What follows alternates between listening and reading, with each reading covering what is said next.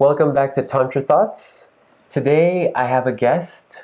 I'm going to have a conversation with Dada Maheshvarananda, who is the author of a couple of books, After Capitalism, as well as a new book on cooperative games.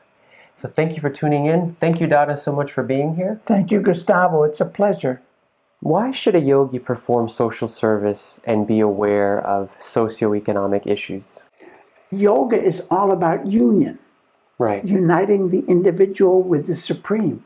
Exactly. When you can see the divine in other people, when you do social service, your heart starts to open. If you work with the homeless, if you work with immigrants, if you work with people who are exploited, and you listen to their stories, your heart opens. And every time your heart opens, you're going to benefit. In your opinion, Dada, what is more important? Self-realization or social service? Both. Some people say, before I can change the world, I have to change myself. Well, unfortunately, the suffering in the world can't wait. Right. We need to help people today. So rather than wait until you're completely self-realized, I would say do both at the same time, simultaneously. Do your yoga, do your meditation, do your practices to transform your own life. But doing service will actually speed up the personal transformation you're doing. Ego and selfishness, this is an instinct that everybody has. And to let go of that, to become more selfless instead of selfish, to become more altruistic, to help others, to look for the welfare of others, this compassion makes you a better person and will speed up your spiritual progress. I was working in a psychiatric hospital when I first started yoga and meditation in 1974. And I found that, psychiatric patients and many clients of social service, for different reasons, very rarely do they ever thank you. Very rarely. The patients. Yeah, the clients. Because they're in their own trip, they're in their suffering in their own world. Right. But every day I'd go home and meditate. My batteries are recharged, I'm filled up again. And I can go back the next morning with love and compassion and care. Exactly.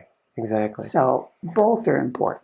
So Dada, in your third book, After Capitalism, you talked a lot about, obviously, capitalism, but also you talked about this other socioeconomic paradigm known as Prout. So can you please share with us some information about what is Prout? Prout stands for the Progressive Utilization Theory.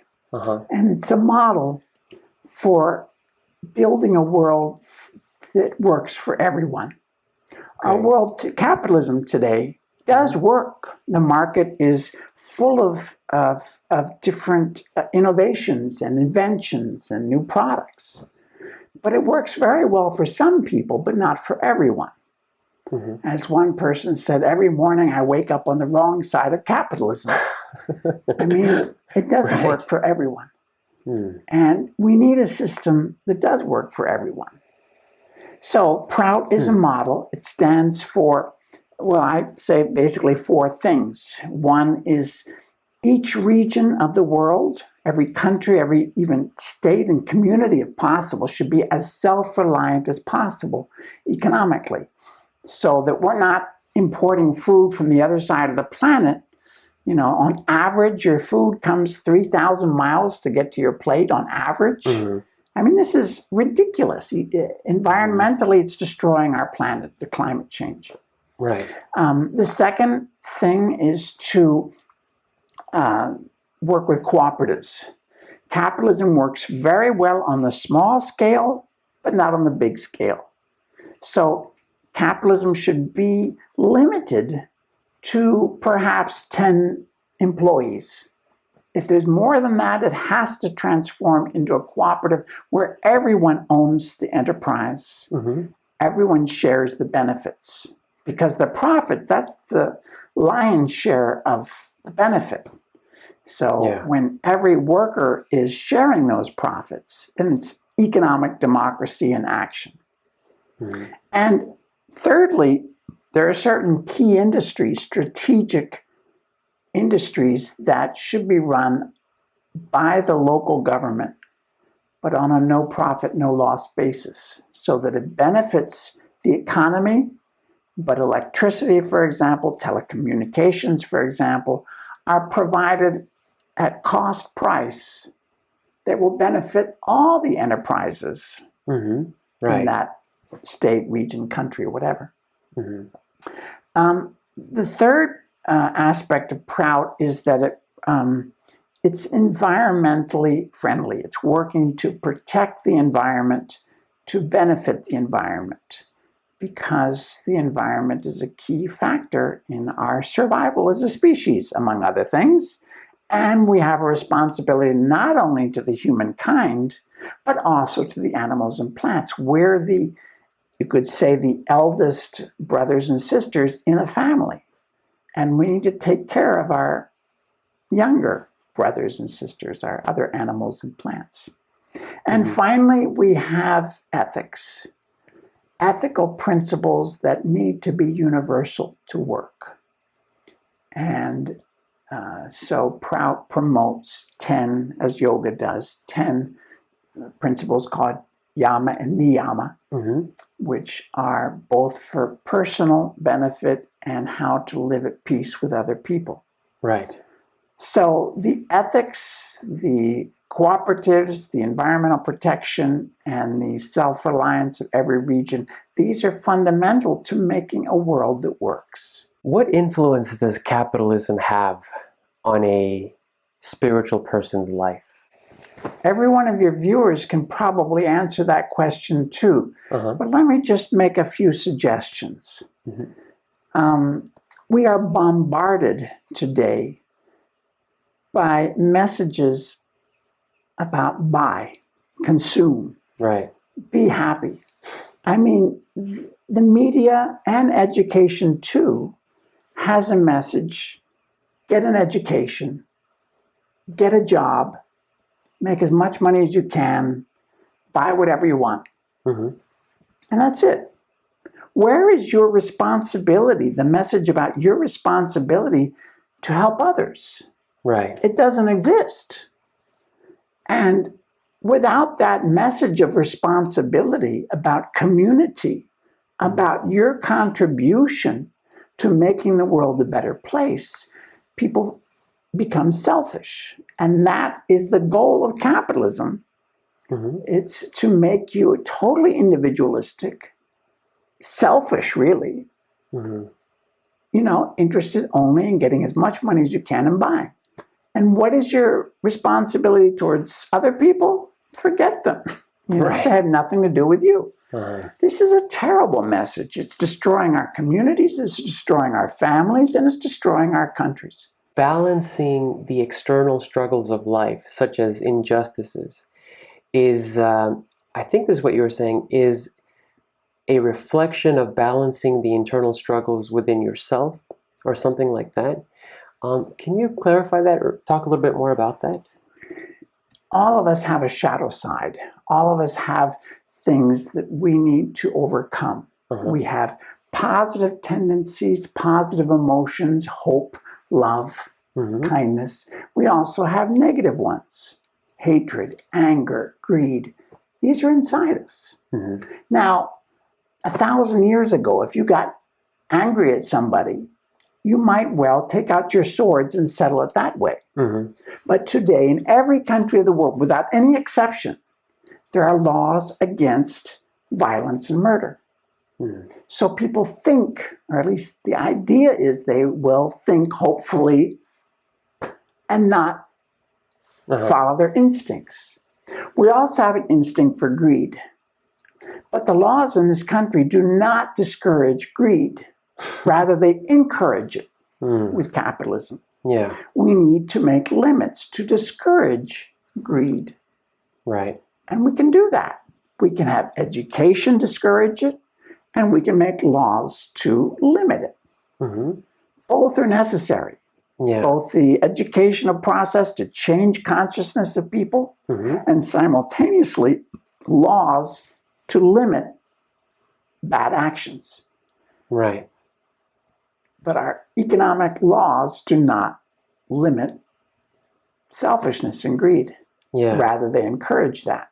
You can become as rich as you want. You can make billions of dollars, and nobody is taking account of how many people you're firing, how many people you're, rejecting, how many businesses have closed down because of your success, Right. That's not considered important. In this country, I cannot find economic statistics to show how many businesses fail.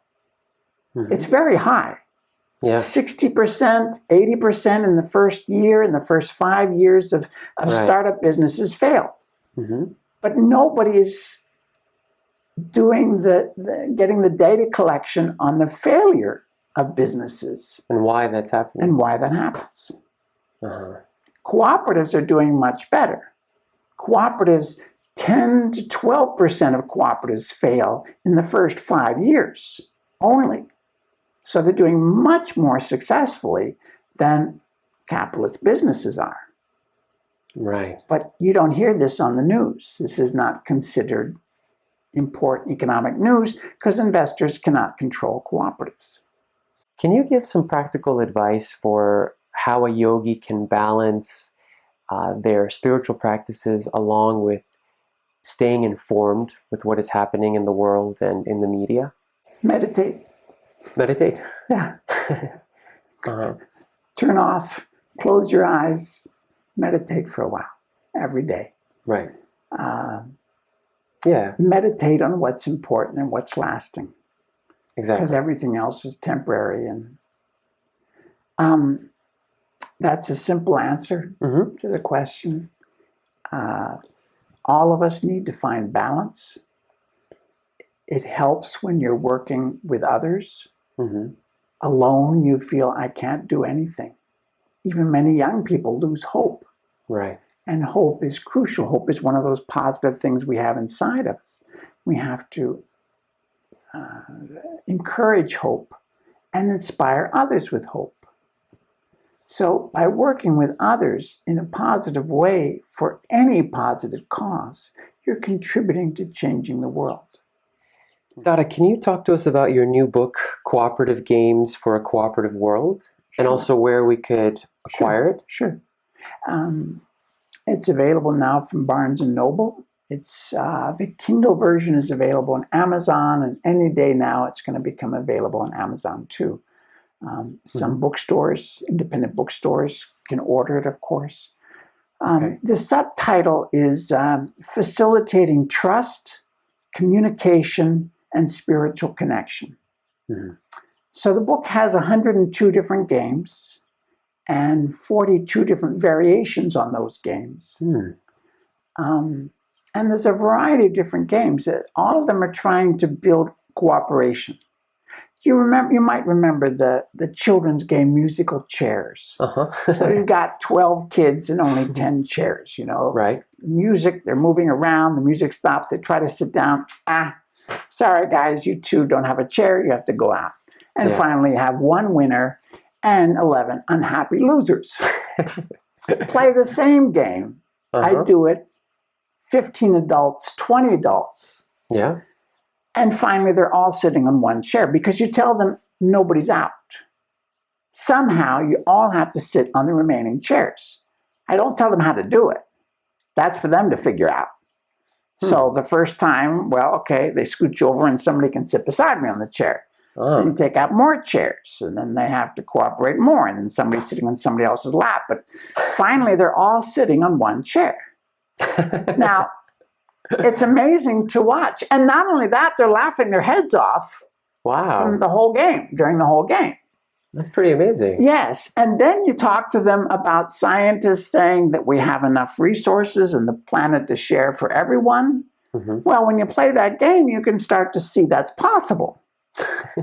So Bill Ayers wrote the preface for the book, and he said, you can think of these as little calisthenic exercises for making the planet that we all want, changes that we need. So that's what the book's about. Do you have any words of inspiration for spiritual aspirants out there who do social service or who want to start engaging in more social service and more political activity? As a spiritualist, as a monk, as someone who loves the supreme, the divine, I get bliss when I meditate, yes. And when I open my eyes and see the reality around me, I feel deep pain. Right. Some spiritualists try to not look. They live in retreat centers. They don't want to see this. They don't want to listen to the news. They don't want to see the suffering that's going on in the world. Okay, but that doesn't make the suffering disappear. It just means you're not looking at it. And Tantra Yoga, which is, of course, what I teach, is about keeping your eyes wide open. Your goal is the divine, but you're in a dance between life and death. You're in a dance between the goodness and the suffering in the world. And to struggle against the exploitation, against injustice, is crucial to keeping that balance internally in you. So thank you so much, Dada, for taking the time to speak with us today here on Tantra Thoughts. It's my pleasure. It's a great show you're doing. Thank you. And we have a link up here on the video for where people can get in touch with you. Thank you. So thanks again, Dada. Namaskar. Namaskar. Namaskar, everybody. See you all in the next video.